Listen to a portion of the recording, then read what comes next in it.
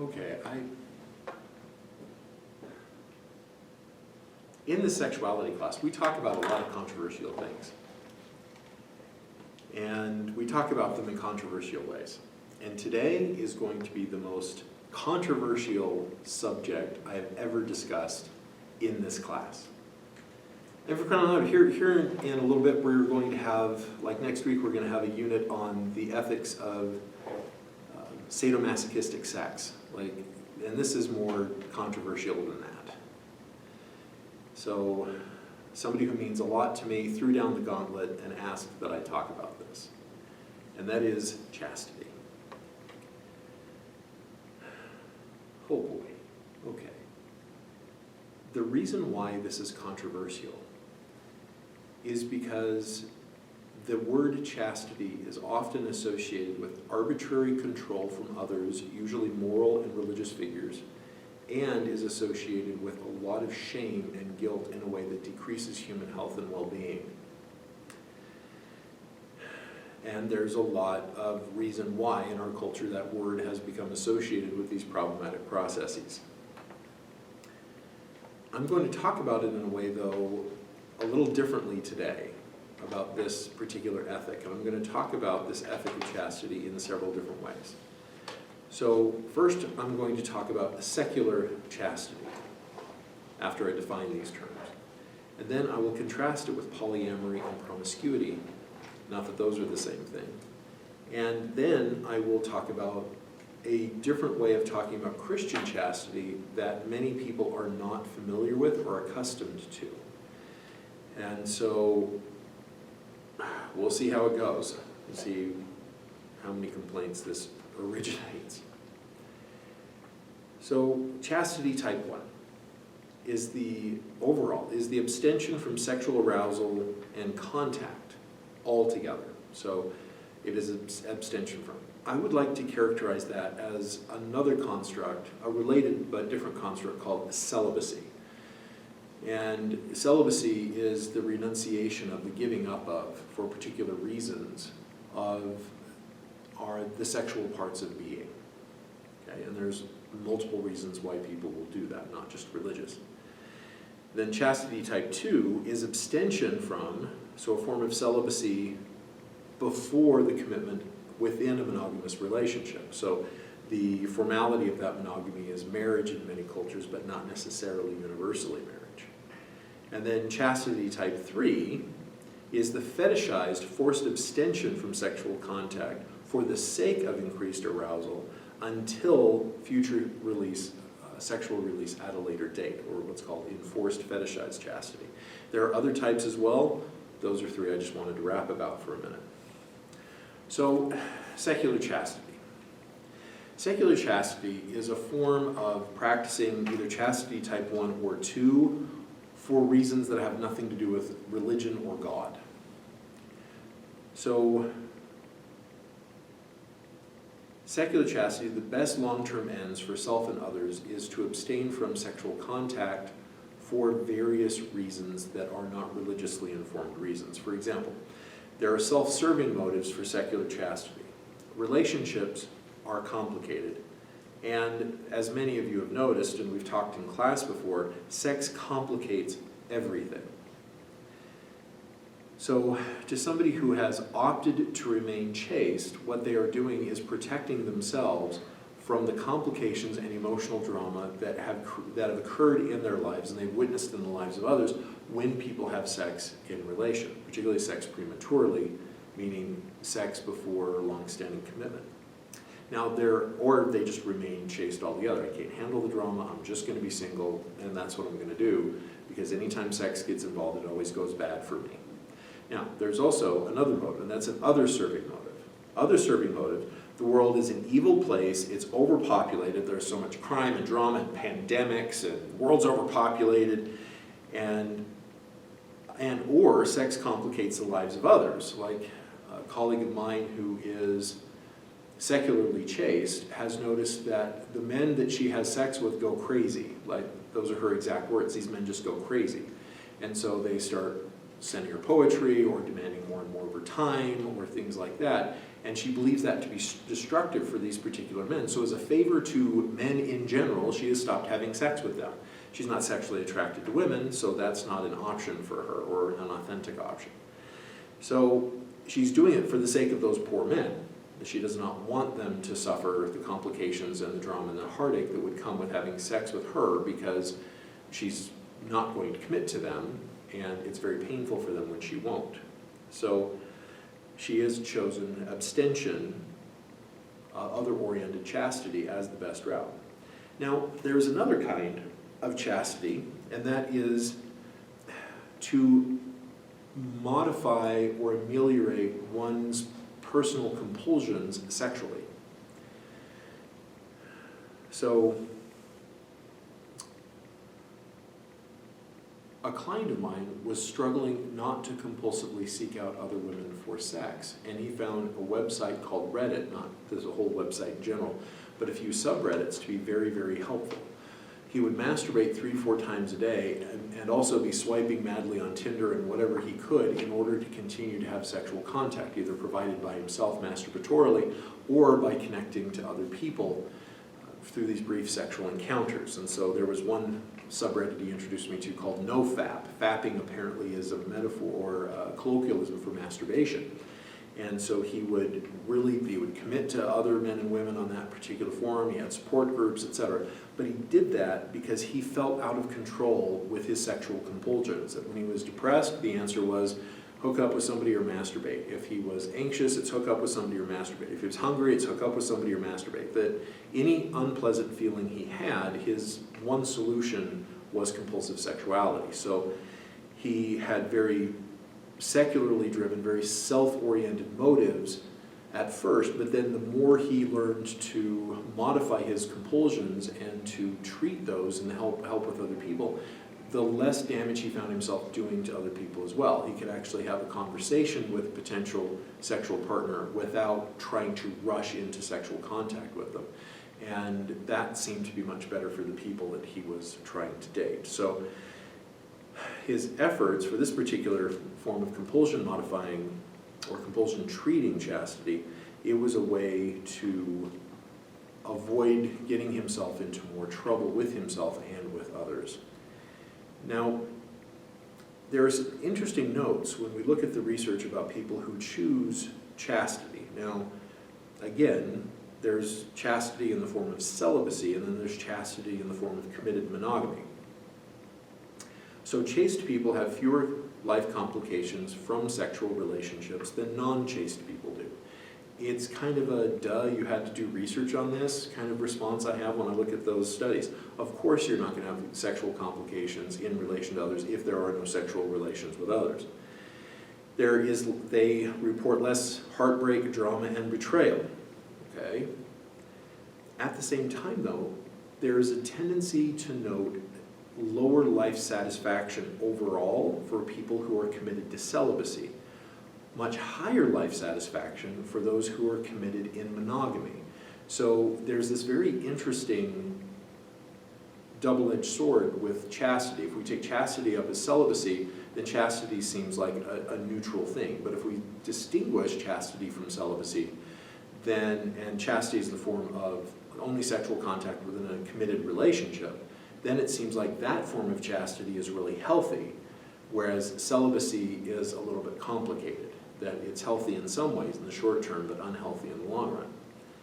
And although I don't think we have these particular articles in our files this year, because we've already got so many dozens of things to read this particular semester, there's an interesting series of studies on loneliness, and the argument is that loneliness is as bad, if not worse, for your health than obesity and smoking put together. And when they look at loneliness, there is friend loneliness, loneliness for the form of loves that we talk about, like stergo and philia, friendly and family loves, that loneliness is unhealthy for us. But what they're finding is that loneliness for a romantic love, eros, is equally, if not more so, detrimental to people's health in the long run. So, like an adage that I've used in a presentation before when presenting this data at a conference is us big fat guys really don't live very long compared to short skinny people. except with some interesting, when we start adding in covariates, things get interesting, is that big guys who have low stress and high relationship satisfaction live longer, a fair bit longer, than little skinny guys do who are lonely and stressed out. And when we look just at the lonely piece, that seems to comport for a big chunk of that variance, that those who are in committed, healthy relationships it's not a guarantee against anything, but they just tend to live longer and tend to be healthier into later years. So interesting stuff that we see in these particular studies. Now, I'm going to contrast chastity with polyamory, and then I'm going to contrast polyamory with promiscuity. So polyamory is the simultaneous being in sexual relation with more than one person. And it is, in most of the polyamory ethics that I read, is that other person is also in simultaneous sexual relation with multiple others as well. Now, the reason I want to distinguish that is I got an email from one of you all, and thank you for the email, I thought it was very thought-provoking, that I didn't talk about polyamory under sexual orientation, and I didn't do so very deliberately. The reason why I did not is because although there are those who are arguing and trying to get polyamory established as a sexual orientation, like gay, straight, etc., they are overlooking an obvious fact, and that is that just about everybody I know still, even if they're in a committed relationship, still find lots of other types of people very sexy and interesting. And that crushes still happen, even when somebody's in a committed relationship. That seems to be extremely normative. I don't know that we can call something that everybody experiences, whether gay, straight, bi, etc., a sexual orientation unto itself. So that's why I don't talk about it now.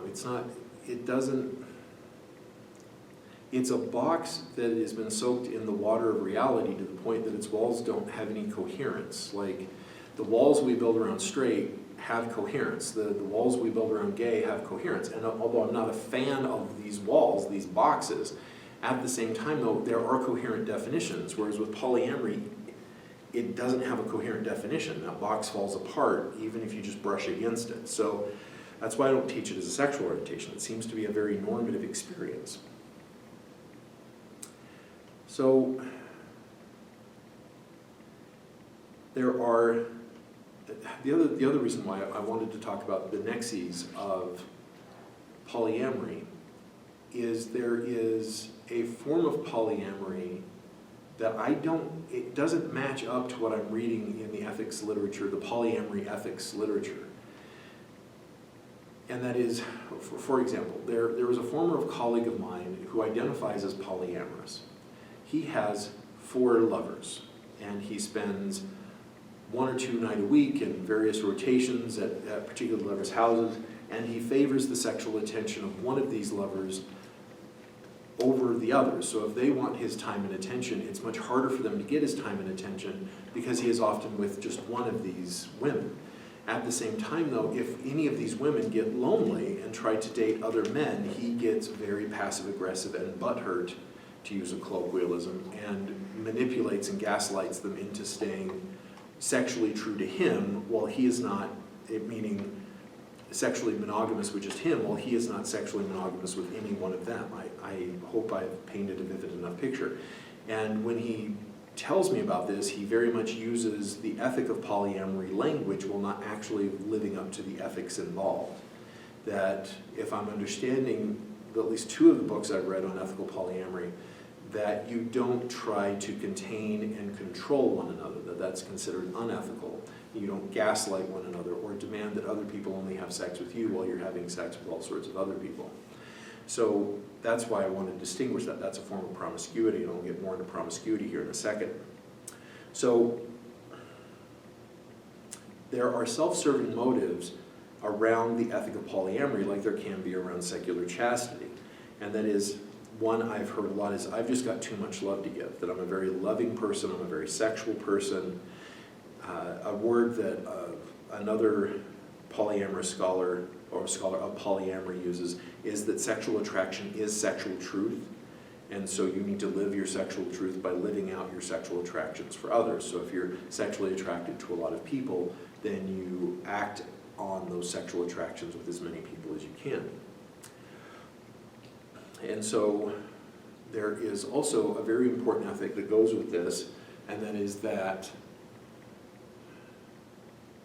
well, it's a very naturalistic, very egoistic ethic. So naturalism, if you remember, takes human beings up as natural objects in the natural world, and the kind of natural object that we are animals. So we are natural objects called animals in this particular natural world.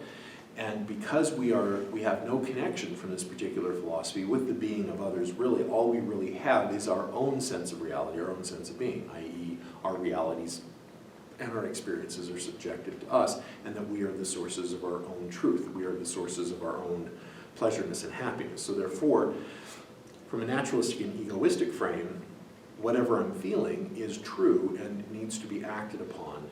And so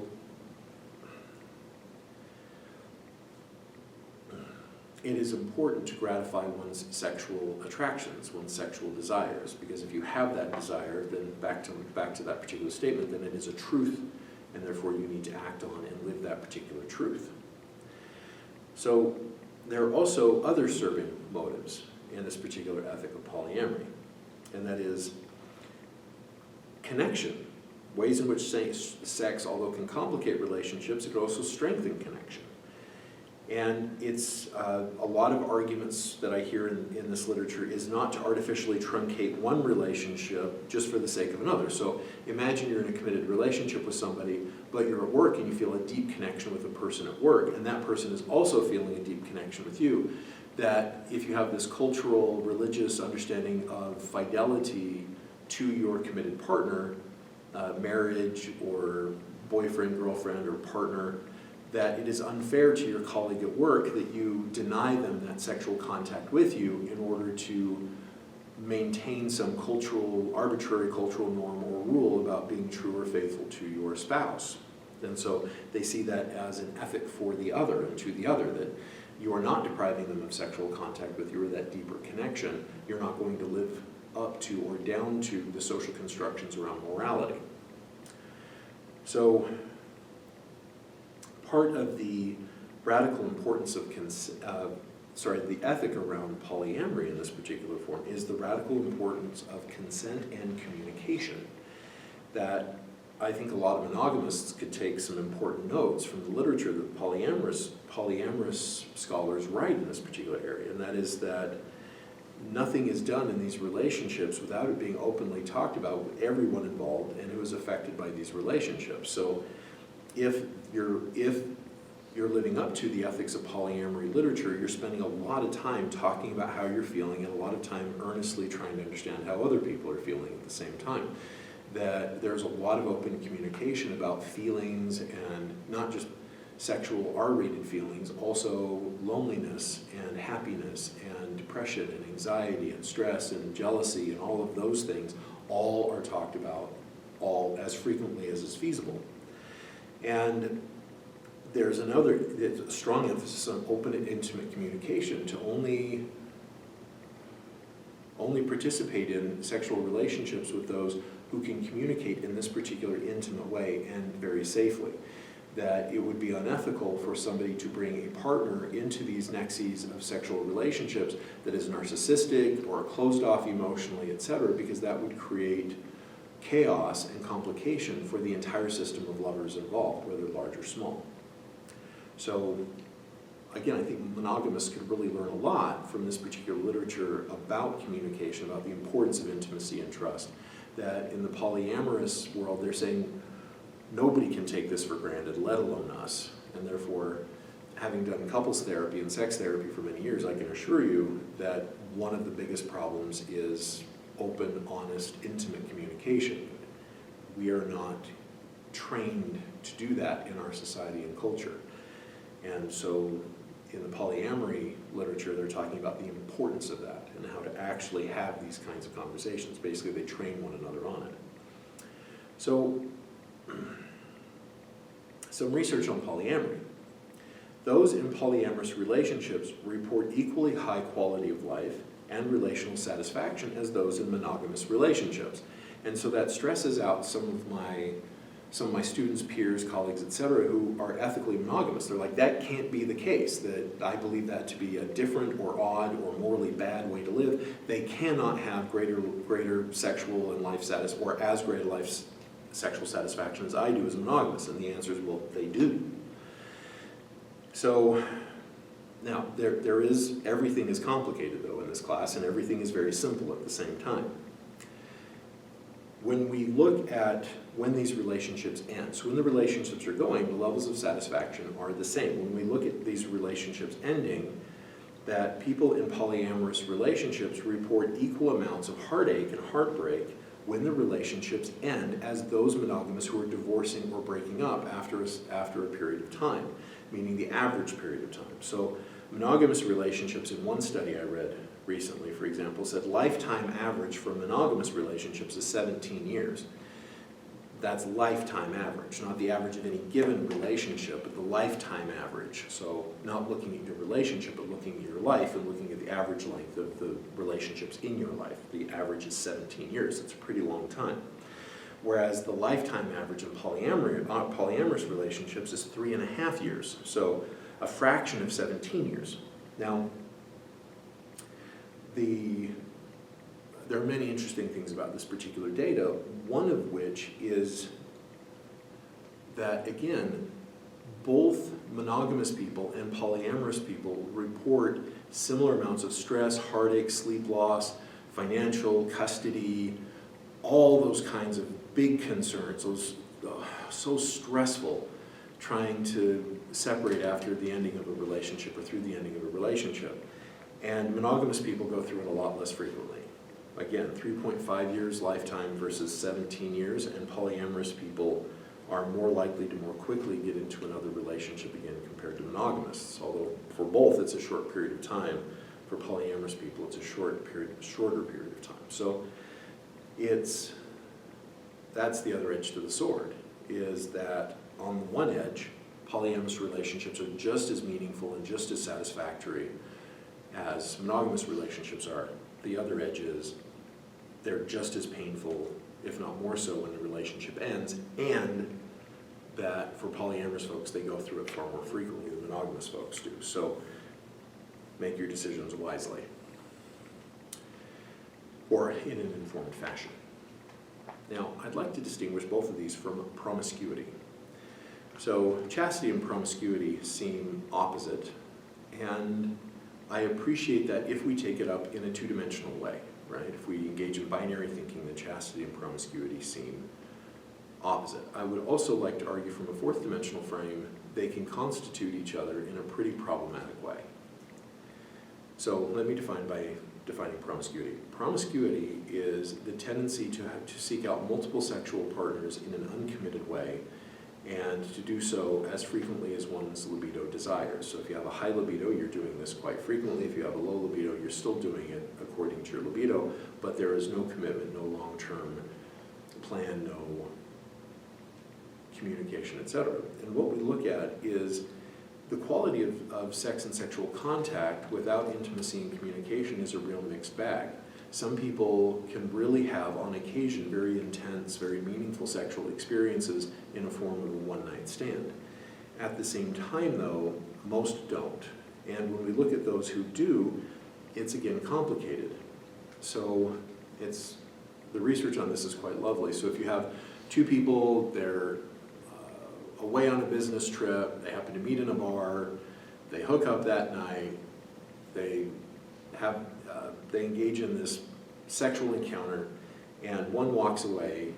What we find is there's often a disparity in the experience between the two. One might have had an extremely good experience, feel very sexually satisfied for now, and the other one not.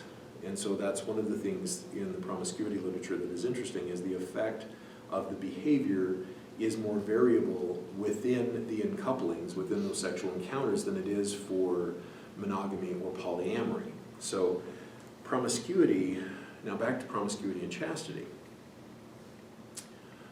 If I am radically morally enforcing in a given society chastity, meaning celibacy before marriage and then commitment within marriage. What's fun are all the ways in which I'm simultaneously creating promiscuity. There's an old phrase in Buddhism that which we oppose, we strengthen. And so the more and more I oppose something, the more and more it leaks around the edges of my opposition. So if I take a culture, and let's say I'm a political religious figure, and I take that culture and I squeeze it in my grip, no to your sexuality, then the sexuality is going to be leaking out everywhere. I can't seal all of that down. So when we look at, again, we've shared the data in this class about the very interesting correlations between like pornography use and how conservative a given zip code is. So when we look at rates of church attendance in conservative denominations, tendency to vote conservative within certain zip codes, those same zip codes have much higher pornography use rates. It's quite interesting data.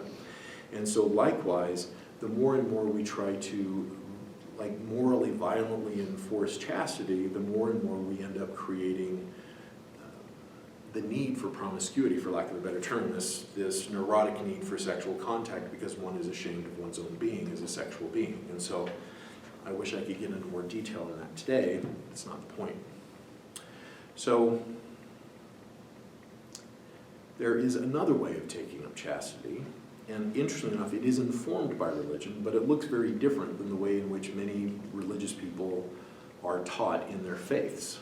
And so this is a pro-monogamy, pro-sexuality form of chastity, and it arises with and through certain Christian ways of thinking. So the first word that they evoke when you read up on this is this word called covenant. And covenant is one of those Mac Daddy powerful words that you could teach a semester just on this one word alone, and I don't think that would do it. So I'm going to grossly oversimplify this word. A covenant is a mutual engagement in being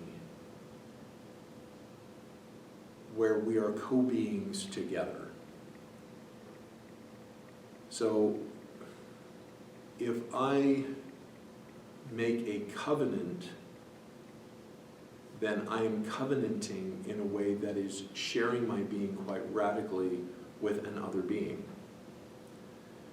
So if I am making a covenant with God, then I am partaking in godly essence, and God, if I'm understanding these terms right, God becomes a part of who I am as well. So the way it's taught to Sunday school children is it's a mutual promise. If you do these things, then God will do these things. Yes, that's a kindergarten level. That's what you teach children. For adults, it is a commingling of essential character. It is if I am going to commit to God, God is simultaneously committing to me. We are becoming closer to being at one, at atonement, at oneness, right? At one meant. That we are doing this thing onenessly, that I am endeavoring to be like the other or not like the other. I am endeavoring to be essentially in relation with that other at all times, and the other is essentially committing to being in relation with me. And so it's a very, as a diehard romantic, I think this is a very romantic way to look at the marriage covenant. If I were to watch Christians getting married, and if they understand what covenant means, that means that they are essentially binding themselves together, that their love is that full and that rich that they are going to be essentially unifying. Not that they're going to have the same personality or same attitudes. They are coming together in this thing called marriage. And that this marriage covenant means that they are commingling their goals, their purpose for being, etc., with one another. And I can imagine that level of passion. I feel that level of passion myself, that to bring all of my life purposes to bear always in consideration for an other, that other is always already in consideration of what it is I do and how it is that I do that. that wherever I go, my other is always already a part of every relationship that I have. So a way that I would talk about that is if you are my friend, or if I love you, my beloved loves you as well, and you are her friend as well. If any friend that my beloved has is always already my friend, and any intention she has towards that other, I will support insofar as it is not threatening to or in any way inimical to the unity of purpose that we share, this marital covenant. Now, in many Christian faiths, they actually add it's a three-part covenant. That if it is a heterosexual union, that the husband commits in purpose to be at one with the wife commits to be at one in purpose with the husband, and they both commit to be at one with God in purpose, and God commits to be at one with them. And so in that particular unity, it's like a three-part covenant. God is saying, okay, love each other like I love you both, like have a godliness to your love, and then each of you love one another in this godliness sort of way. And that is the marriage covenant. Now, covenants, as for those of you that have taken biblical study classes, know that in the Judeo-Christian tradition, covenant and sacrifice go hand in hand. Like if in your Old Testament, all of the animals that are sacrificed, right? The New Testament, God, the condescended form of God in the form of the embodiment of Christ, is sacrificed and was the sacrifice and lived as a sacrifice until he died and was resurrected. So we have this very interesting idea that covenant and sacrifice go together. So who are we sacrificing? Like what blood is there on our altar, so to speak, if we are covenanting to be at one with purpose with one another, and God is committing to be one in purpose with us? And the answer is everybody else.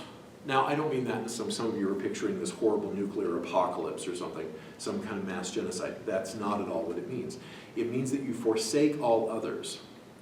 And some people take that to the nth degree, where men and women of a husband and wife can no longer have any friends or any social contact or any social affections, etc., except with one another, that they take that forsaking in a direction not intended by that particular scripture. Instead, what the scripture means is I don't endeavor to have this unity of sexual procreative purpose with anybody else. That instead, I am forsaking sex with all other people. Not just the act of sex. It's the intentionality of sex, the unity that sex brings. I forsake all of that for contact with this particular person. And so, with that particular covenanting, the sacrifice is all the crushes you have on everyone else. Yes, you'll still have crushes if you're married. I can't tell you how many men and women have been in my office in tears because they have a crush on a colleague, a friend, a coworker, and they think they're morally bad people. No, you will have crushes. In fact, the whole point of the covenant is that you will have these crushes, and then that you will not act on them or operate on them. You will allow them to be crushes, and that you're not fulfilling or acting on those crushes manifests the covenant that you have to yourself with your beloved, okay? And so the covenant doesn't save you from anything. In fact, there's a friend of mine who was once atheist, converted to Christianity, and then later married his partner, and he says that it's a much, much harder way to live, because before he could just act on all of his crushes, and now he cannot. And it makes him very mindful. Every crush he has reminds him of the commitment that he made, the covenant he made.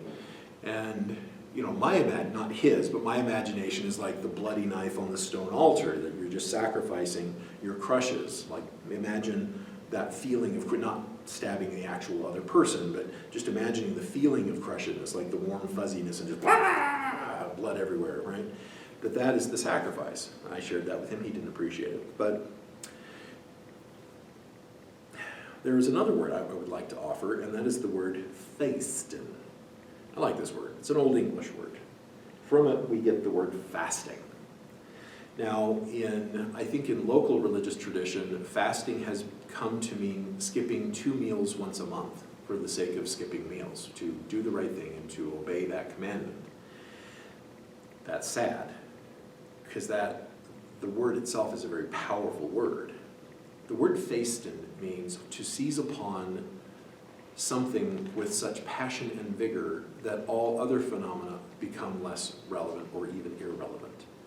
So in the Christian tradition, skipping meals wasn't the point of fasting. It was getting so into praying and scripture and serving others and caring for others that you forget to eat. Like, that's where fasting comes from. Not sitting around bored and starving on Sunday. That's not fasting. Okay, that's self-abuse. Fasting is at least in origin, I know what it has become today becomes a part of what it is, but in origin it was that be so enraptured with Scripture, with God, with service to others that you forget to eat. Well, likewise, there's a fastening that happens with this notion of covenant. And so we see those words associated throughout Christian literature over about 1,000 years. And that is that if you are in covenant with God and with your beloved, that you are fastening to that particular relationship to the point where all other relationships, you lose interest in them in particular ways, that you don't pursue those particular crushes. You may feel them, but you are so seized upon the covenant that you have made, the essential lovingness that you have in that particular relationship, or your commitment to the lovingness in that particular relationship, that the other relationships are not pursued in a way that would threaten that covenant, that you're fastened to that particular relationship. And so, although I'm not a good example of many things, I think I might be an okay example here. A student was in my office before spring break, and I was talking about my sweetheart. And he looked at me and he goes, "You're always surrounded by attractive young women. How does your wife feel about that?" And so when I got home, I asked her, I said, "Hey, sweetie, a student of mine brought it to my attention that I'm often surrounded by very attractive young women. How do you feel about that?" And she just batted an eye. She said, "I love them too." And she doesn't mean that in a way that threatens that covenant. Instead, she means that in a way that very much reinforces that covenant.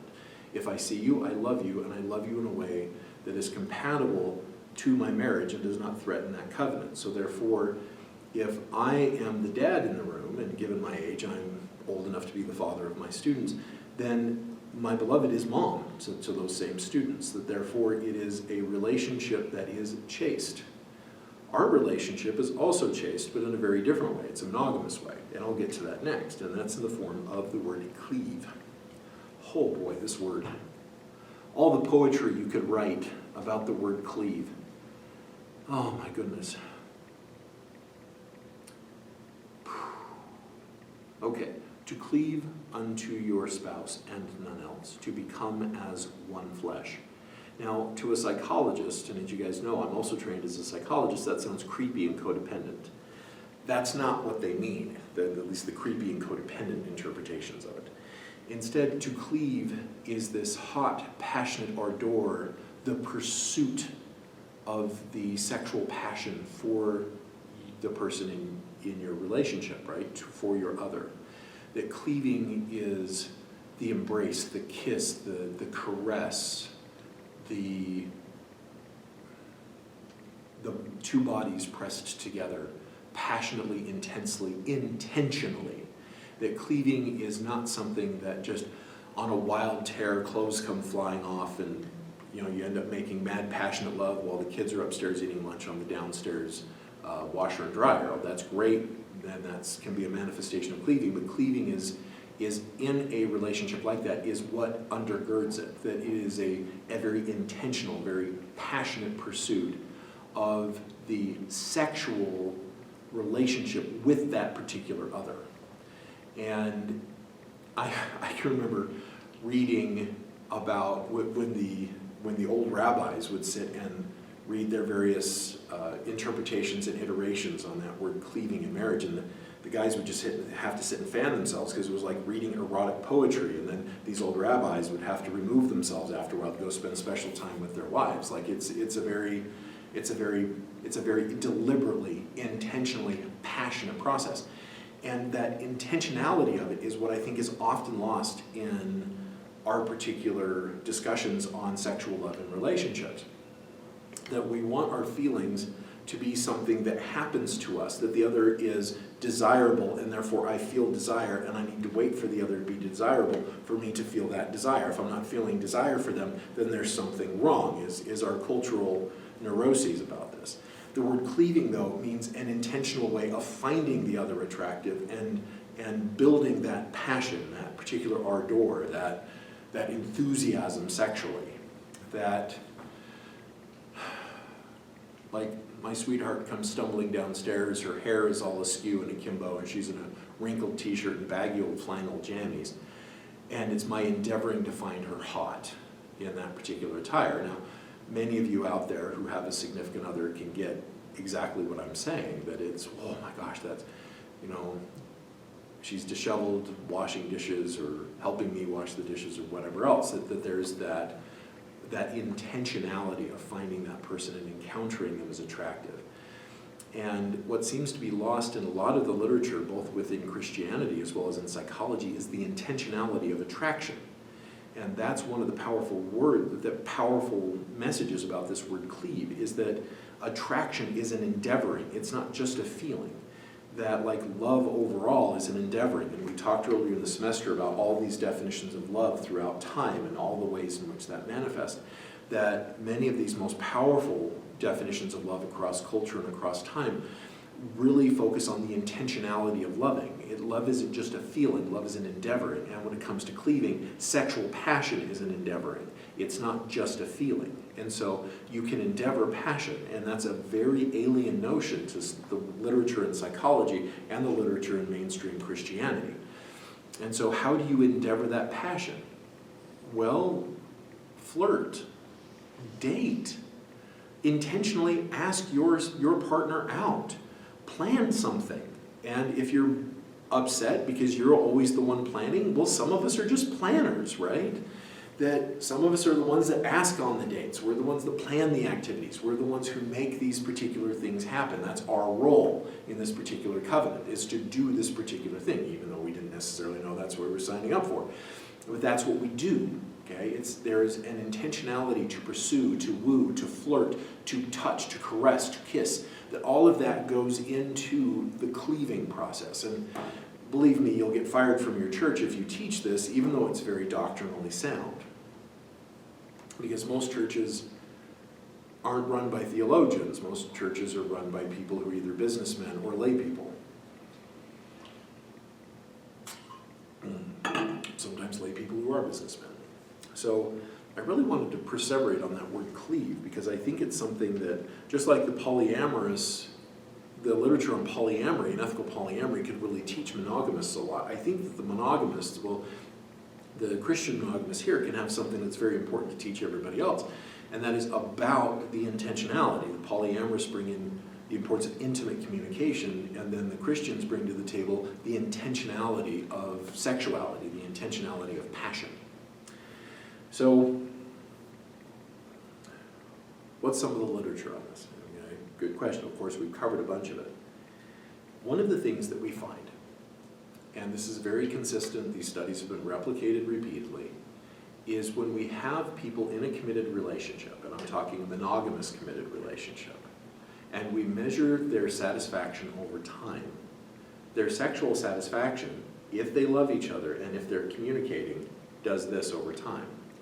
So when we look at people, again, who love each other and communicate well, their sex gets better and better and better and better and better over time, to the point that the most sexually satisfied people that we look at in the sex literature are people in their 80s who have been married for 60 years.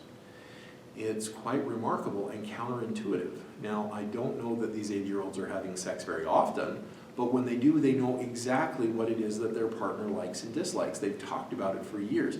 They know exactly what it is that turns their partner on. They've been doing it for years. They get very, very good at it.